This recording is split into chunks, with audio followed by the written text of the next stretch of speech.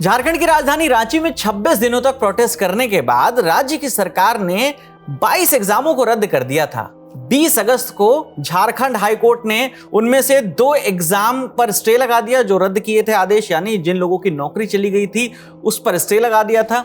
अब आज यानी 21 अगस्त को झारखंड हाईकोर्ट में सुनवाई हुई और सबसे महत्वपूर्ण एग्जाम जिस पर बात नहीं बन पा रही थी और आखिरकार सरकार ने रद्द किया था, वो था जेएसएससी सीजीएल। जेएसएससी सीजीएल पर भी झारखंड हाईकोर्ट ने स्टे लगा दिया है। जो आदेश दिया गया था रद्द करने का, अब लग गया है उस पे स्टे। साथ ही साथ और जो एक एग्जाम था सीडीपीओ भर्ती परीक्षा का, उस पर भी झारखंड हाईकोर्ट ने स्टे लगा दिया है। तो कुल मिलाकर 2 दिन में सरकार के जो फैसले थे, उन फैसलों में 4 एग्जाम पर अब तक स्टे लग चुका है।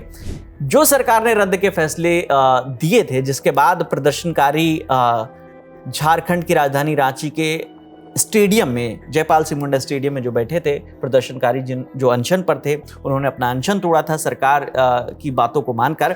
और अब हाईकोर्ट में इन सभी जो सरकार के आदेश थे नियुक्ति रद्द करने के, उस पर लग गया है स्टे।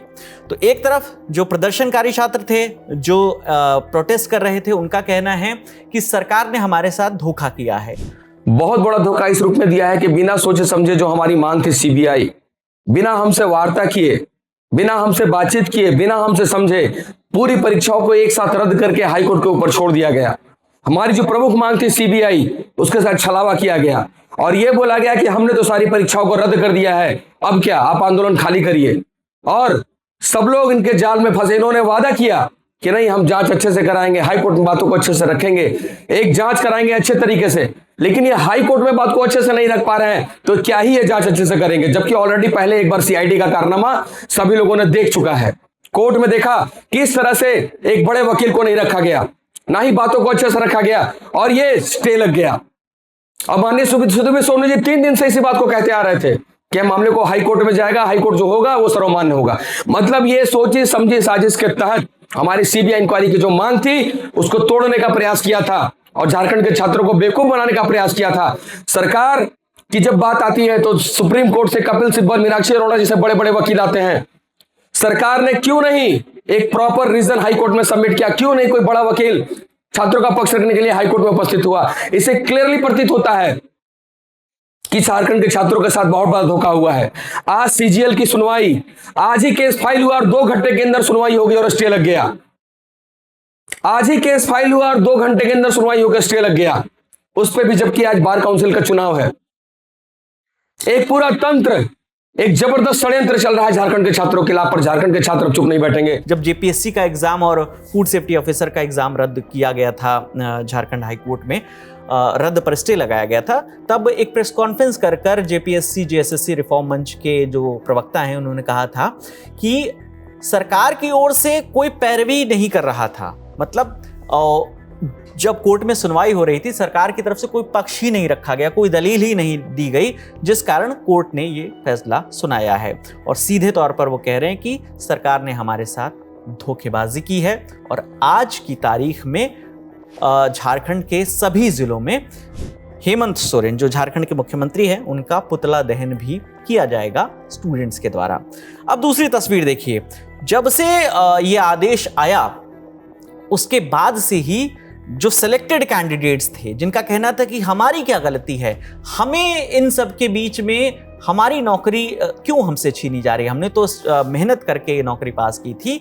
जब आदेश आया तो वो लोग वही प्रोजेक्ट भवन के बाहर बैठ गए, प्रोटेस्ट करने लगे। 2500 के करीब वो संख्या थी स्टूडेंट्स की, जो जेएसएससी सीजीएल से एएसओ बीएसओ समेत तमाम पदों पर कार्यरत थे पिछले 8 महीनों से। उनकी नौकरी पर संकट था, वो लोग भी प्रोटेस्ट कर रहे थे। आज उनके प्रोटेस्ट का 4था दिन था। पिछले 3 दिनों से बारिश हो, धूप हो, सब में वो बैठे हुए थे मंत्रालय के गेट के बाहर। और आज जब झारखंड हाईकोर्ट का आदेश आया तो तस्वीर पूरी तरह से अलग थी। ये सभी सेलेक्टेड कैंडिडेट जो कल तक मुख्यमंत्री हेमंत सोरेन मुर्दाबाद के नारे लगा रहे थे, वो आज मुख्यमंत्री हेमंत सोरेन जिंदाबाद, शिबू सोरेन जिंदाबाद के नारे लगा रहे हैं। तो कुल मिलाकर जो प्रोटेस्ट चला 26 दिन, उसमें जो मांगे थी, सरकार ने 26 दिन बाद मांगे मानी। 22 एग्जाम को रद्द किया 23 एग्जाम जो 2014 से अब तक 23 एग्जाम हुए थे, उन एग्जाम पर जांच की बात की।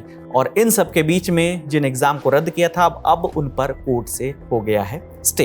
इन सब के बीच में एक इंपॉर्टेंट अपडेट ये है कि जो सीआईडी जांच कर रही थी, तो अब उसमें जो है एक एसआईटी का गठन कर दिया गया, जिसमें 7 सीनियर आईपीएस अफसर हैं, 17 सदस्यीय एसआईटी टीम है। पहले एक छोटी टीम जांच कर रही थी, अब एक 17 मेंबर की एसआईटी जांच कर रही है। इसमें 7 आईपीएस अधिकारी शामिल हैं और फिर डीएसपी और दरोगा, तमाम जो पुलिस ऑफिसर हैं वो भी इसमें शामिल हैं। इसकी जांच भी तेज हो गई है। इन्होंने 37 संदिग्ध लोगों को नोटिस जारी किया है, उनसे पूछताछ की जा रही है।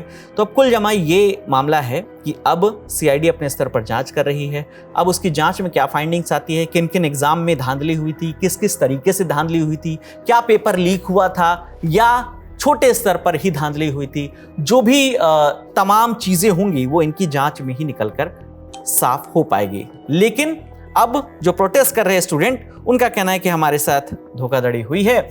वहीं जो लोग प्रोटेस्ट कर रहे थे सरकार के फैसले के बाद, अब वो झारखंड हाई कोर्ट के फैसले से उन्हें राहत मिली है क्योंकि उनकी नौकरी बच गई है। इससे पहले 20 अगस्त को 11वीं से 13वीं जीपीएससी के जो सिलेक्टेड कैंडिडेट थे, जिसमें एसडीएम से लेकर डीएसपी तक के रैंक के अफसर थे, उन सबकी नौकरी पर भी संकट आ गया था। लेकिन अब संकट के बादल फिलहाल अस्थायी तौर पर जो है अब उनके ऊपर नहीं रहने वाले हैं।